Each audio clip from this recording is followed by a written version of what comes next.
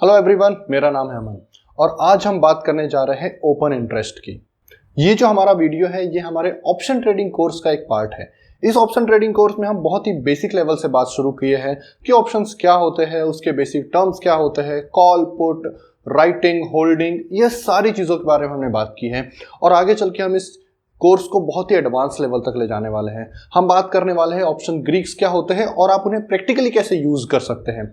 उसके बाद हम बात करने वाले हैं कि अलग अलग ऑप्शन स्ट्रेटजीज क्या होती है, आप ऑप्शन स्ट्रेटजीज कैसे बना सकते हैं, कम कैपिटल में कौन सी ऑप्शन स्ट्रेटजी अच्छी काम करेगी या ज्यादा कैपिटल में इवन नो लॉस वाली ऑप्शन स्ट्रेटजी भी हमारे पास है, जो कि आगे चल के हम सारी चीजों की बात करेंगे। लेकिन आज का हमारे पास टॉपिक है वो है ओपन इंटरेस्ट के बारे में। तो चलिए बात करते हैं कि आखिर ओपन इंटरेस्ट क्या होता है।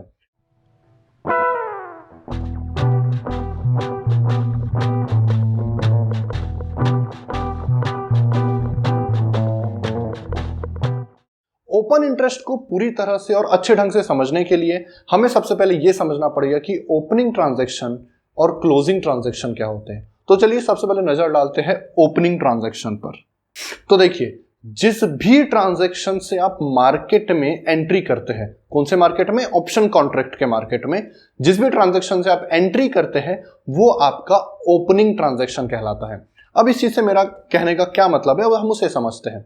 देखिए, मान लीजिए आप एक बायर है, मतलब आप ऑप्शन कॉन्ट्रैक्ट को बाय करने में विश्वास रखते हैं और आपने मान लीजिए एसबीआई का एक कॉल ऑप्शन बाय किया है 500 स्ट्राइक प्राइस का सितंबर 2021 के लिए। तो इसका मतलब क्या है? इसका मतलब यह है कि इस कॉन्ट्रैक्ट के साथ आपने इसे बाय किया, यह चीज बहुत मायने रखती है। इस कॉन्ट्रैक्ट को बाय करने के साथ साथ आपने मार्केट में एंट्री ली, तो यह बन गया आपका ओपनिंग ट्रांजैक्शन। क्लियर? या फिर अगर मैं दूसरे एग्जांपल की बात करूं और अगर आप एक सेलर है, तो मान लीजिए आपने एसबीआई का कॉल ऑप्शन 300 का सितंबर 2021 का कॉन्ट्रैक्ट सेल किया। अब ये आपने पहली बार सेल किया, मतलब इसे सेल करने के साथ साथ आपने मार्केट में एंट्री लिया है, तो ये जो ट्रांजैक्शन है ये आपका ओपनिंग ट्रांजैक्शन बन जाएगा। ठीक है, अभी हम सिर्फ इस कॉन्ट्रैक्ट की बात करते हैं, बाइंग वाले कॉन्ट्रैक्ट की।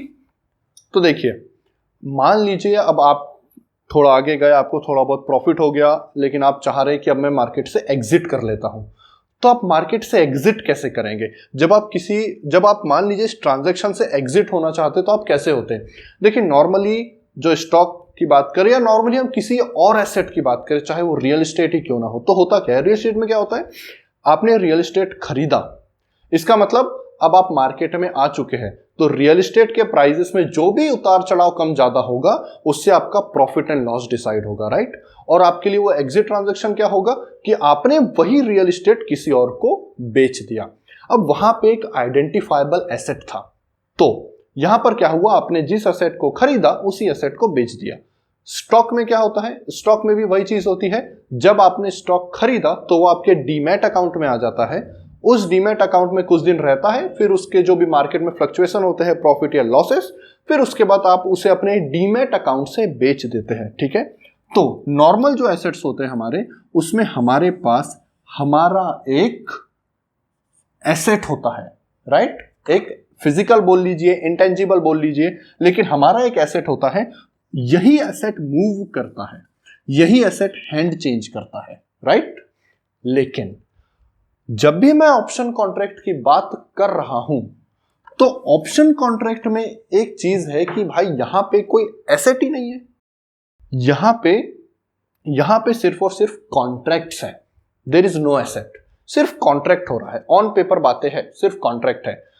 इसलिए जब भी आप इस कॉन्ट्रैक्ट से बाहर निकलना चाहेंगे, तब आप क्या करेंगे पता है?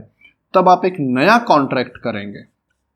ठीक है, आप देखो, एक्चुअल में आपके ट्रेडिंग टर्मिनल पर या आपके ब्रोकर के साथ आपको कुछ अलग नहीं करना होता, लेकिन जो चीजें एक्चुअल में परफॉर्म हो रही है, बैकएंड में कह सकते हैं हम, वो ये हो रहा है कि आप एसबीआई का सेम स्ट्राइक प्राइस का, सेम एक्सपायरी का एक नया कॉन्ट्रैक्ट कर रहे हैं। आपने बाय से एंट्री ली थी, तो आप सेल से एग्जिट करेंगे। आप समझ रहे हैं? आपने बाय से एंट्री ली तो आप सेल से एग्जिट करेंगे।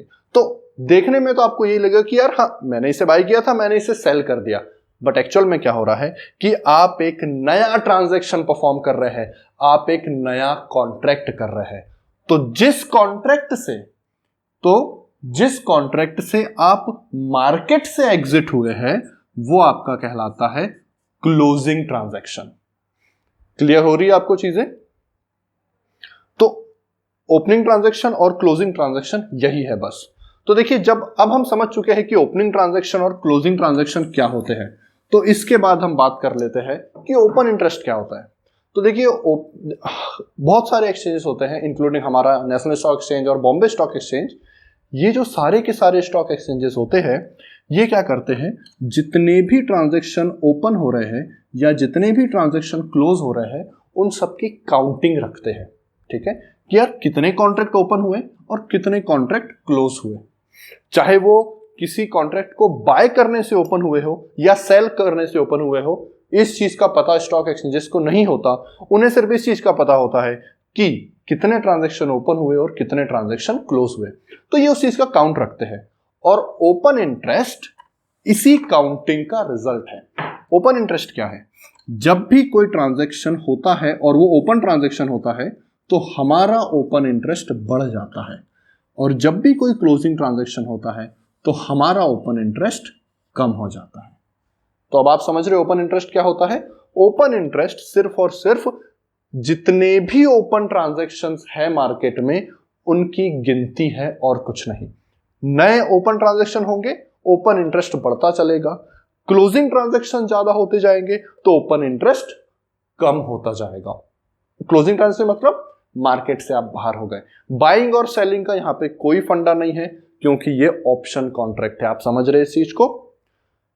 तो एक ज्यादा ओपन इंटरेस्ट और एक कम ओपन इंटरेस्ट हमें क्या बताता है, इस चीज के मायने क्या है हमारे लिए? चलो हम समझ तो गए, लेकिन करना क्या है इस इंफॉर्मेशन का?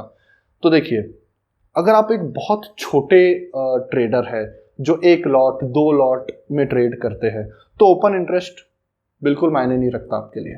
ठीक है, क्यों? क्योंकि ओपन इंटरेस्ट हमें लिक्विडिटी के बारे में बताता है कि उस चीज में या उस कॉन्ट्रैक्ट में कितनी लिक्विडिटी है। अगर मान लीजिए लिक्विडिटी कम भी है, अगर आप एक ही लॉट सेल कर रहे हैं तो वो बिक जाएगा, अगर आप एक ही लॉट खरीद रहे हो तो आप उसे खरीद पाएंगे। लेकिन जब आप बड़े ट्रेडर हैं और जब आप बड़े वॉल्यूम में काम करते हैं, तब आपके लिए ओपन इंटरेस्ट का महत्व बढ़ जाता है। क्यों बढ़ जाता है? क्योंकि भाई सिंपल सी बात है, अगर किसी कॉन्ट्रैक्ट में लिक्विडिटी कम है ना, और जब आप बड़े वॉल्यूम पे काम करेंगे तो वो ट्रांजैक्शन एग्जीक्यूट ही नहीं होगा आपके लिए। तो आपके लिए बहुत बड़े चांसेस बन जाएंगे कि आपको लॉसेस हो सके। क्यों? क्योंकि यार ट्रांजैक्शन ही नहीं होगा आपका। आप हो सकता है अगर आप एंट्री लेना चाहते हो तो आप एंट्री ही नहीं ले पाएंगे, या फिर आप अगर निकलना चाहते हो तो आप निकल ही नहीं पाएंगे। इसलिए ओपन इंटरेस्ट इंपॉर्टेंस है जब आप बड़े वॉल्यूम पे ट्रेड कर रहे हो, वरना ओपन इंटरेस्ट कम भी है then it's well and good, कोई इशू नहीं है अगर आप 1-2 लॉट में ट्रेड करते हैं तो। क्लियर? तो देखिए, बस यही था ओपन इंटरेस्ट। तो उम्मीद करता हूं कि आपको ये वीडियो समझ आया होगा। ये जो ऑप्शन ट्रेडिंग का हमारा जो कोर्स है, इसे हम YouTube पर हर फ्राइडे को 12 बजे अपलोड कर रहे हैं। लेकिन यदि आप इस वीडियो का इंस्टेंट एक्सेस चाहते हैं तो नीचे डिस्क्रिप्शन में एक लिंक दिया होगा, उस लिंक में जाइए, हमारी वेबसाइट पर आप पहुंच जाएंगे। उस वेबसाइट पर पहुंचने के बाद आपको फ्री में रजिस्टर करना है और इस वीडियो में आगे आने वाले जितने भी वीडियोस हैं वो सारे के सारे वहां पर आपको अवेलेबल मिलेंगे। Thank you so much. This is Aman Patle signing off.